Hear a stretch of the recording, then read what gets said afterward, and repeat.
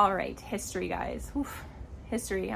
Just a forewarning, this video might be a lot of tangents and rambling, and because I have so many thoughts in my mind about history, and I am definitely overthinking this for history for a to-be first and second grader. But just bear with me, because maybe out of this rambling and your feedback, I can kind of figure things out. So in this video, I'm going to be talking about potential history for the 2026-2027 school year for my to-be first grader and second grader. My daughter will be 5 and my son will be 7 in the fall of 2026. So I am a little hesitant I want to keep history as a family subject, and I'm a little hesitant to bring in like a full-blown history curriculum because they are so young, and I'm just not sure they're ready for that like full-blown history, especially my daughter. I mean, I don't have a lot of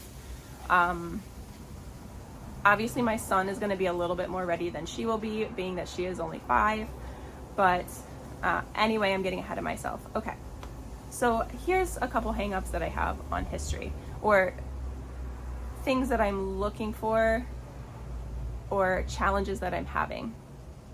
So we haven't done any sort of history study this year besides like what we encounter on field trips and things like that. We are focusing on geography, we are focusing on cultural studies, and we're focusing kind of where we are on the planet, and where we exist in the world. We are in the Virgin Islands, so that in itself provides a little bit of a challenge, because while we are part of the U.S. Virgin Islands, in a way, I don't consider United States history our history. The Virgin Islands became a U.S. territory a little over 100 years ago. So the United States history was happening well before the U.S. Virgin Islands became a part of the United States, if that makes sense. So if I wanted to do United States history, the Virgin Islands aren't even a part of that yet. I mean, talking about like 1700s, 1800s. I just feel like there's like a little bit of a disconnect there. In ways of the Virgin Islands for young learners, lower elementary, I have not really found a lot of resources to teach my kids about Virgin Island history.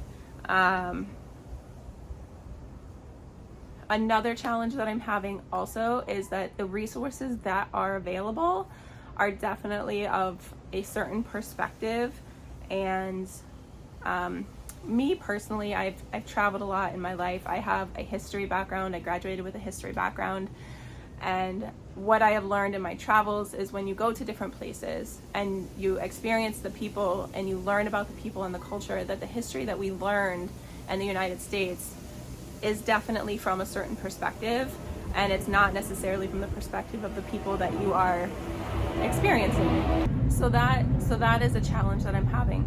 Another challenge that I'm having is that we are a multicultural family.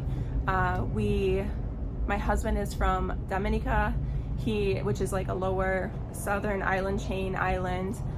His background, his ancestry is French, Native, Caribbean, or Carib, Indian, and African descent. So he's got like that whole strand going on. And then me, I'm like super white, with my ancestors coming over on ships from England and settling in Massachusetts. So, I mean, we're like totally separate strands of history there.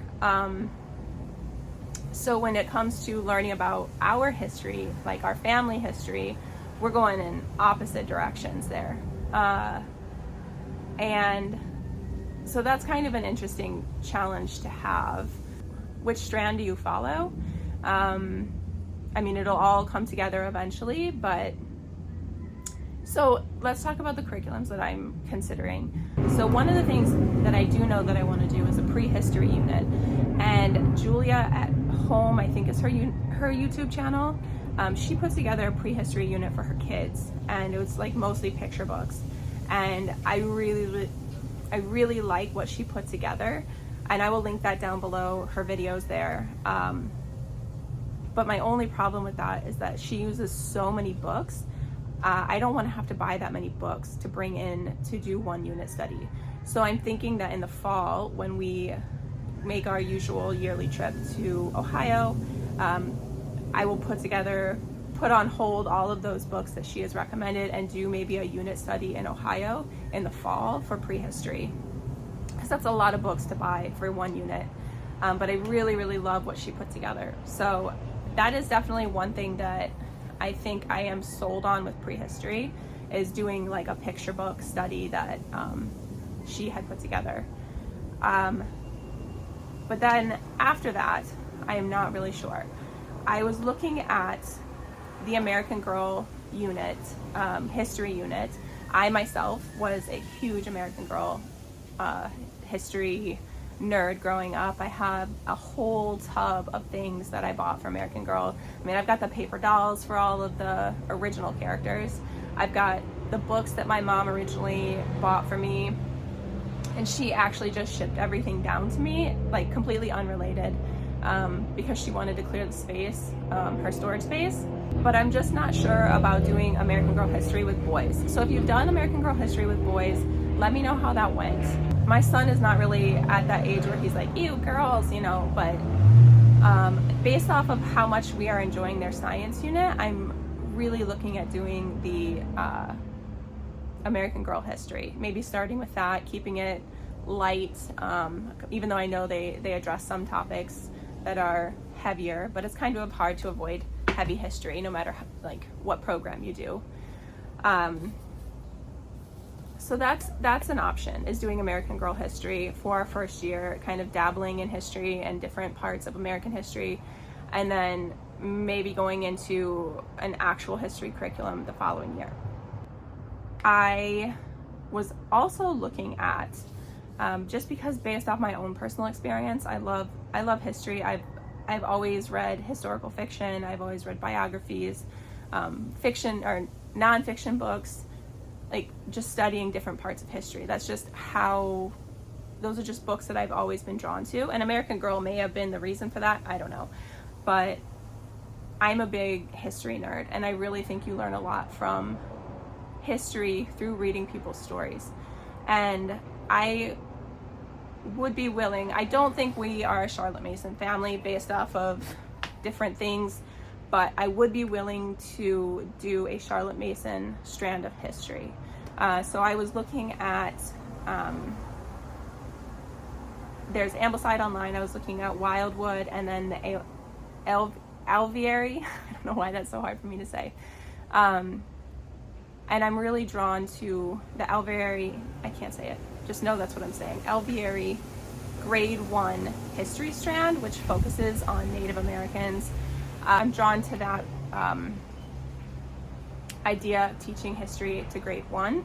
And then because I have, and then trying to find some like local picture books for the Taino, the Carib Indian of the Caribbean, and I just like the look of their Grade 1 history strand. And I feel like it would be easier to bring in history, local history at the same time, to kind of tie it into the Caribbean.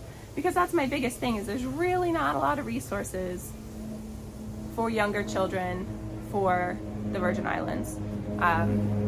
So the other option is that because we are such a multicultural family and there's so many different aspects of our family background, is creating our own like Charlotte Mason type history.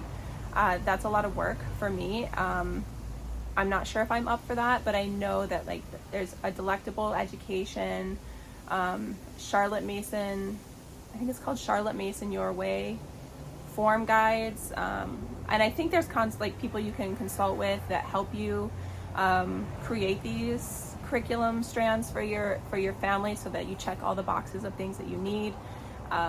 Simple Wonders, her YouTube channel, I know she provides free resources for planning your own Charlotte Mason history or your own Charlotte Mason curriculum in general.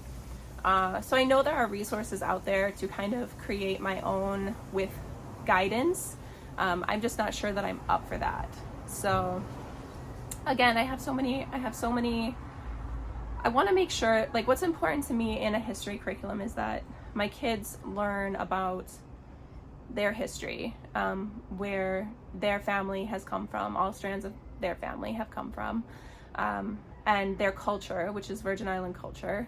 I want them to have an understanding of different perspectives. I mean, history in general has been taught from certain perspectives, and